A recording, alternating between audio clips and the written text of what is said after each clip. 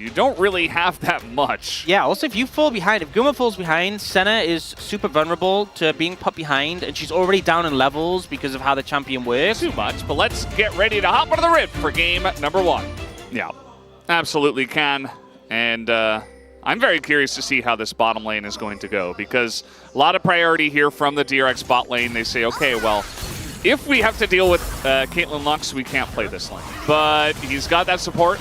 As you mentioned, Pletta's coming over, and he will help get this one. Owner's just going to give up on the blue buff. He says, there's no way I can fight for that one. Might even get his Gromp taken away as well, as that is going to reset. Very awkward here for Owner, who's also going to get rooted down.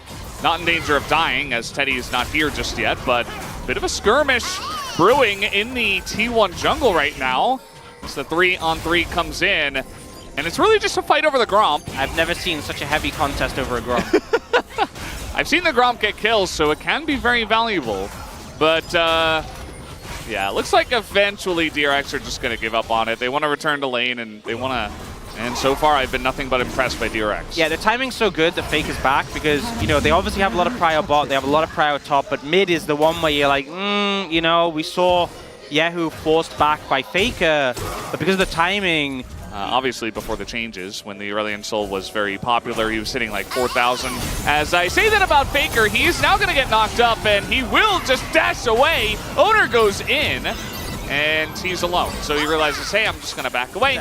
At a Chemtech Soul, just giving you no real late game option on the back of it. Oh, Frog in trouble. Yeah, it's a Senna gank that comes in, but again, this is Renekton, and they're just going to try to turn this one around. They got Viego coming up here as well as the TP, and that's an Aurelion Sol. You're not getting away from that as he glides on in. The ult has to be flashed by Guma, and that's a nice first blood going to DRX. He can prevent the die, but Faker might just shuffle him if he does. The root's going to come in, but that's Dominus as he goes in. The flash from Owner, but they just don't have the damage. I mean, this is under a turret against a Fed Renekton with Dominus and Black Cleaver finish. So, yeah, that dive did not work. And right now, so far, it's gone pretty good. Now, TP's going to come in to try and deny this Herald, and I don't think they're going to get the value from it as a result. T1 going in force to prevent this. I mean, DRX still here as well, but yeah, that pushback and no charge means that the Herald... Control over Banana Brush and the Aurelion Sol being able to put down that field does make it hard, but Owner looking for a flank. This is a big ult from the side of Carry. It's going to hit 4 people, and the ult from Seja is going to knock back the Aurelion Sol, as a big ult will come from the Aurelion Sol. But now the Vi goes in, and we do have the Nico pop-up, but a lot of members on the side of DRX are low. But where's the damage from T1? So many low health bars here on the side of DRX, but nobody can kill anything. Finally, Carrier will get the second kill onto the Viego, and Guma on the Senna level 8 is able to get that final kill onto Pleta, as T1 finally turned that fight around. Kind of maximum value out of those team fight ultimates from the Poppy and the Ornn especially. And now trying to get to work here on a Frog who just got his Dominus back, was probably spamming that one, and now do they have the damage to chase him all the way down the lane? The double slice and dice will come in, and Frog does get away. As now the bottom laners just kind of playing around here in mid. Carrier already level 13. Ahead of Teddy in terms of levels, and now Sponge going 1v1 versus Owner. They're going to get the knock-up on a Yehu, but there's no follow-up here from the side of T1, so a little bit of a... Not really going to chunk through this one, as the ult is going to come down, hits the Senna, and a bit of damage here on a Carrier. But it's pretty much just Yehu trying to hold on to this mid-wave. Everybody else is backing. T1 handled this well. I don't think that DRX were fooling anyone there, as there is vision now in the Baron pit. And so T1 will just get another Chemtech break, as now, little fight coming in, but Carrier goes way too deep by himself, as now getting flanked by Frog. He is all alone in the enemy jungle. Down he will go. That is that very tanky Ornn just dead, and now DRX looking at that Baron. Specifically, the Hunter Baron does a lot of damage, but this is going to be a rough steal from the side of Owner. I mean, there's a Callista, you've got Smite, and they're down a member as the knockback comes in, and now it's just a massive Aurelion Sol ult, and the Callista gets the Baron, and T1 do a bunch of damage, but they're losing everything else. Nobody on the side of DRX will fall except Sponge, and Zeus is just on the run here. Yehu looking for a little bit more, and he should be... okay. Too much healing, too much healing. So the plants are going to come in, and that's fine. That would have just been the bonus. Look at land the stun or something. The Keeper's Verdict is going to hit the Aurelion Sol away, but the two members of DRX are already on the Poppy, and Zeus cannot survive. as that Poppy looking really squishy at this point in the game with the amount of damage that DRX have and the momentum they have. Yeah, great ult from Yehu, and Frog layers the CC, kills him, and the damage from Sponge is there as well. The Oral comes in, but not able to connect.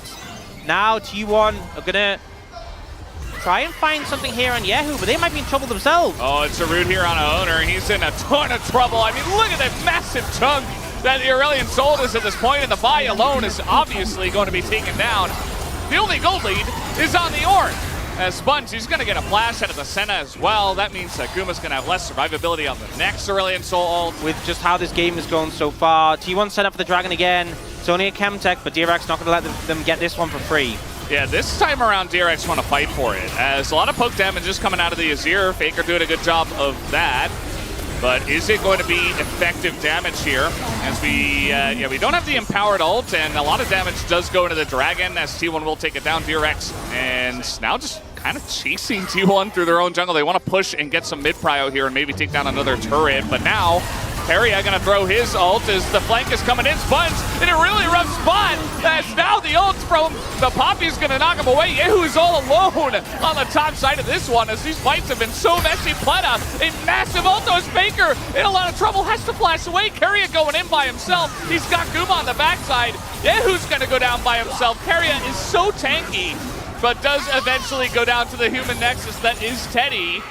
T1 looking for a little bit more on the chase as the charge comes in from Zeus, and it looks like Pleta will have to give his life for the team.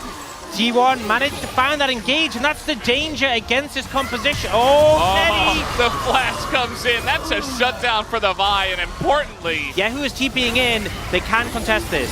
They absolutely can with Yehu and how gigantic this Dragon is, but the Ornald comes in as T1 look for the turn, and they get absolutely bombed in the river. Massive damage comes out from the Aurelion Soul as Yehu, he is going to go down to Faker though, who is doing an insane amount of damage, and now Zeus and Keria able to win a 2v2 up there. Frog trades one back, but man, that Aurelion Soul was insane, and DRX stopped the Baron attempts. They got a Callista, they've got a tank, and this Baron does do a lot of damage. You see Frog is getting a little bit low, and Faker with the Mega Cone is just going to go to the north side here alongside of Zeus and try to fight this straight up. Pleta just trying to avoid it as the Fate's Call, they dodge the ult from the Poppy, but they take out two, and it's only Teddy who does get the Baron, and wait, Teddy! 1v2ing! Teddy able to stand up to two, and no! Will take him down at the last moment. Pleta there. Pleta gets an ult to stop Faker coming in. Okay, 바로 먹게.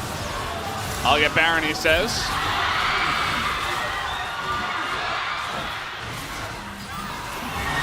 Oh, so close, so close. But he got the Baron. As they do have just an intense amount of damage. The smite comes in, and the Callista secures it.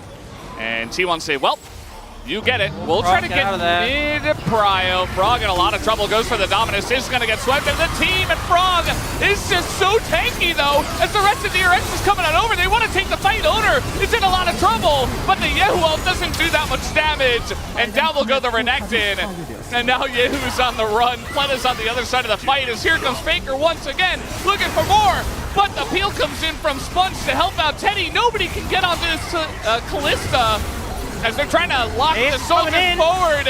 And Owner, here comes Zeus looking for this, but the Sonya's is going to keep him alive, and the rest of the team is able to dive under the turret. Zeus is able to lock them in place, as now Teddy, the range from the Senna is too long, and maybe, just maybe, T1 has won a big team fight. I don't think they'll win the game, as now they're trying to get Pleta here, who was just pushing mid, and he will just die. And they are starting it up. DRX have vision, but T1 have their engages ready to play interrupt on whoever approaches. Yeah, I'm looking for this Keeper's Verdict right now as the ult comes in from Frog. They want to get... Oh, the ult! Massive knockup from the side of Pleta! And the follow-up, but T1 are still turning this one around, but Faker the first one to go down. Guma's also going to hit the deck. The rest of the team, though, is dead on the side of DRX, but this Viego is getting reset. Finally does go down, as it's just the two tanks left, and the Dragon is just breathing on everyone. A triple kill comes through, and Zeus will go down as well. And they have that damage to get the job done. As we are tied currently with the most kills in summer at 40. As T1 do not want to give them this one, but they're already getting to work on this Dragon. Yeah, the cluster secure really makes it a lot easier, but the fight's gonna come in. Oh, the ult there onto the Renekton, but the massive damage there. But Yehu is alone in the front line. He has to go zombie with the turn, but their dragon is already dead. Down will go Faker though. Is there a chance, perhaps, for Sponge and Teddy to carry this one? Owner on the chase here. Plenna's gonna go down. Teddy's also gonna go down. I think T1 have finally broken the backs of DRX in this game one. They managed to take down Yehu. The ult looks massive. Plenna gets a big ult, but it's just not enough. And Guma, the fountain laser, comes through clutch in this game. T1 able to close it out. An absolute battle to get to this point, and this is just game one and breaking the record for kills in a game this summer. An absolute slugfest. I mean, this was just insane. 46 minutes. I did not expect to cast a game like this in game number one of this series as well. But T1, they do take down the Nexus. They get the first win of the best of three. You know, Yehu had a fantastic game, did 1 million damage. Plenna had some huge ults. Plenna doing almost as much damage as Teddy. Yeah. You know, we haven't seen him on any range support to split apart from one Renata game. Now you've lost that pressure top, and bot lane, Carrier has counter pick. Yeah. I could feel like he could take a range support here, and his goal would just be to win lane hard. Soraka coming out in this one, and this is what we wanted to see. And T1 is going to try to get it started much earlier than game number one. Let's hop into the rift. Stand still. And yes. Use his glide, and then Soraka can just throw a silence on his head. Very unfun to play against. That's not very nice. It isn't very nice. Just good to see. Yeah. Soraka can be really annoying. Planet tries to dodge out the Q, doesn't manage to, and it's been 513 days since the last game. And it was first Carrier. And it was the same matchup. Carrier Yeah. remembered that. Yeah, I think Planet was trying to find a handshake angle there, but now Sponge in trouble. Uh-oh. He's going to have to go in here. A lot of damage already done to Guma as Sponge goes the opposite way from the Vi, and actually kind of saves him, although he could have just flashed immediately. And Guma and Carrier on. Look at top lane, how pushed up Zeus are. Yehu no longer has the strong side lanes. Oh, the max range Q. That's a lot of damage, and Yehu's just going to glide away. He used pretty much all of his health bar there. Good health bar usage, you know. I feel when you recall that low. You know, they've got the momentum here. Teddy pretty low on mana. I feel like a thing as well. I mean, you know, I talked about how... Oh boy. Here we go. They're just going to run them down, and the silence comes in. Plenna, the last hit is going to get the job done as, yes, bailout keeps him alive for a little bit, but it's still first blood to Guma already. And it's they'll get two. As T1, they move over, but it's a little bit slow. The mid-prio is there, but Yehu's just always threatening coming in. The handshake is going to be utilized. It's not going to hit anyone. His owner's pulled back, and he's just going to get away. And now Faker finds the angle alongside of Zeus. Says, yes, the exhaust is there, but Sponge is already dead. Doesn't have his flash anymore. As Plenna and Yehu also get pushed away, and owner's going to pick up one grub. Very difficult to trade back. Your E cooldown is quite long as well. So it's not like you can just E every time Soraka Qs. Oh boy. Yeah, that's the ult, and ooh, he nearly even clips Plenna there. I mean, Teddy is just...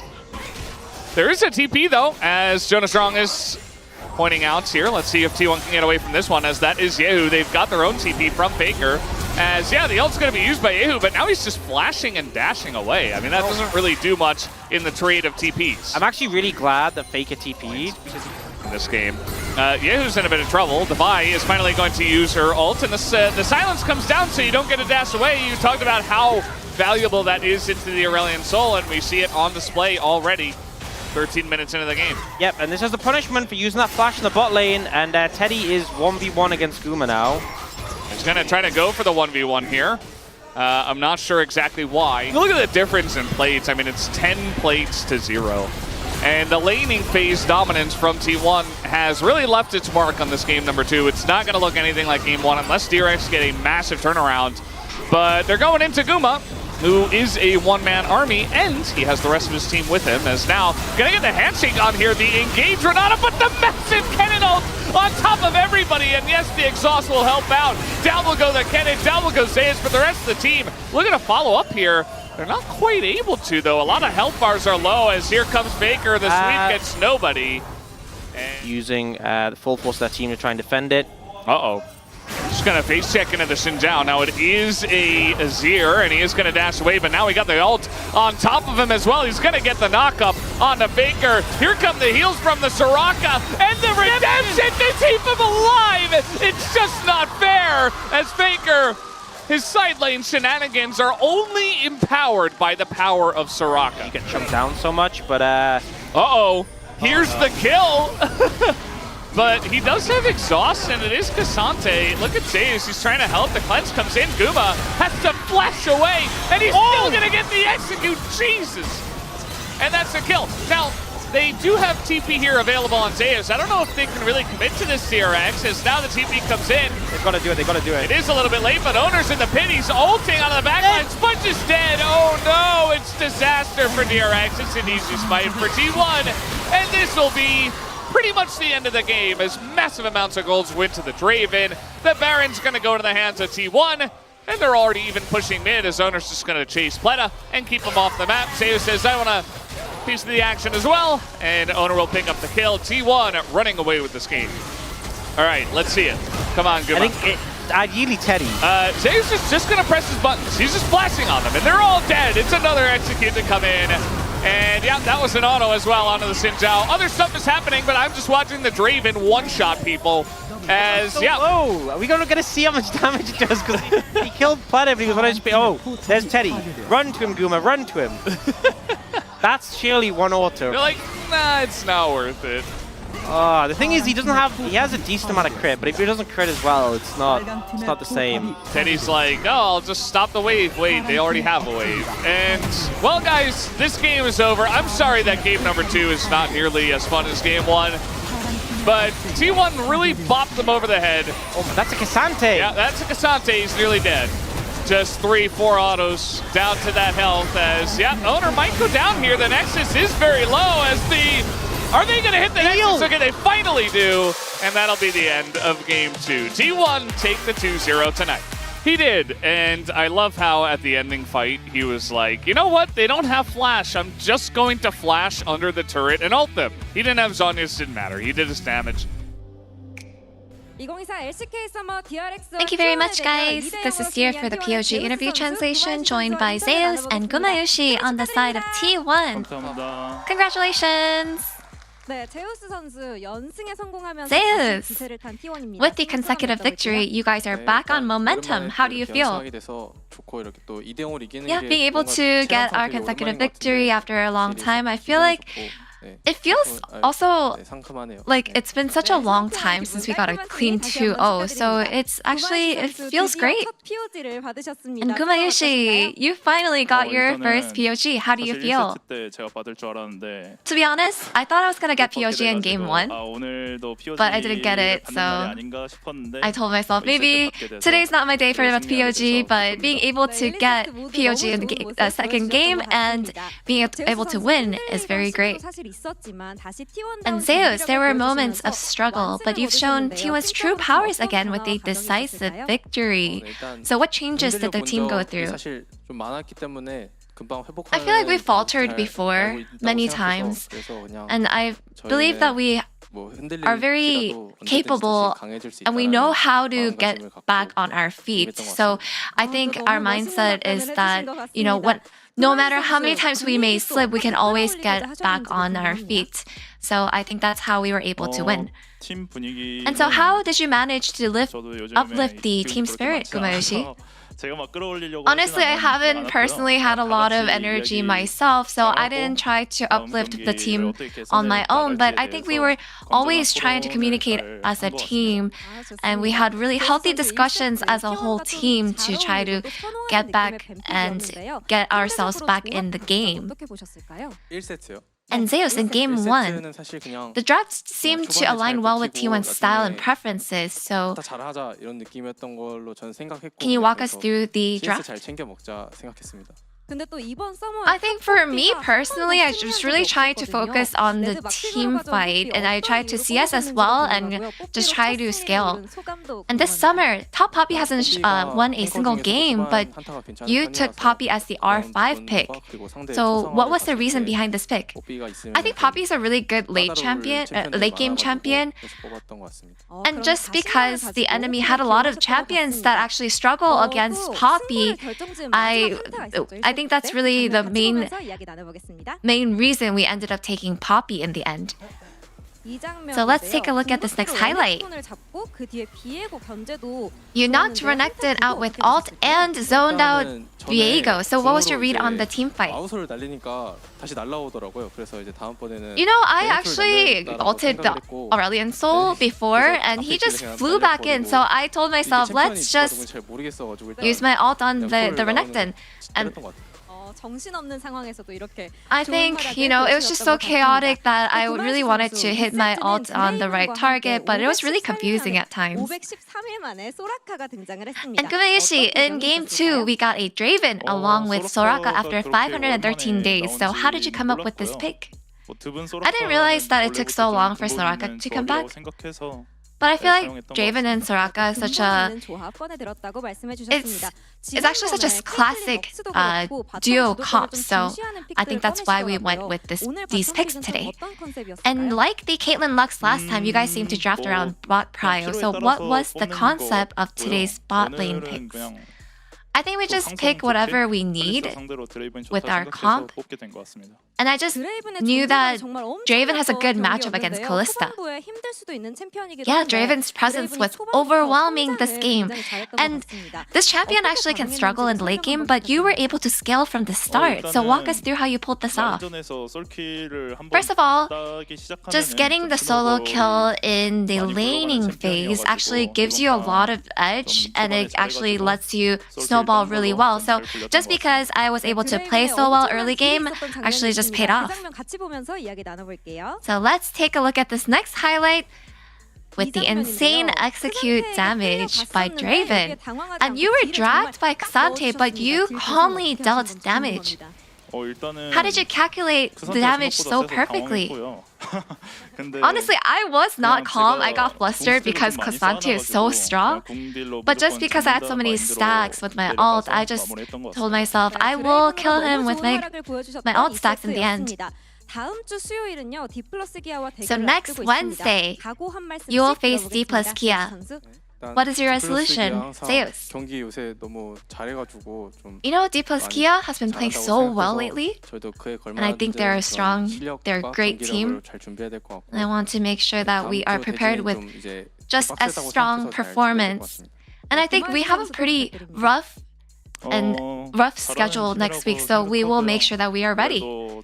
And Kumayoshi, yeah, they're a good team, but I do believe that we can be even better, so I will make sure that we do our best to be prepared for the next match. And do you want to give any shout out to your fans? Yeah, the next week's schedule will be crucial for the playoffs, so I want to make sure that we win as much as possible. And we want to upkeep our winning streak in a good momentum and atmosphere. And Kumayoshi, I'm just happy that we're able to win 2 times this week, and I want to make sure that we do the same and get 2 victories next week as well. And that's the end of the interview from Zeus and Kumayoshi, and back to the space. Thank you.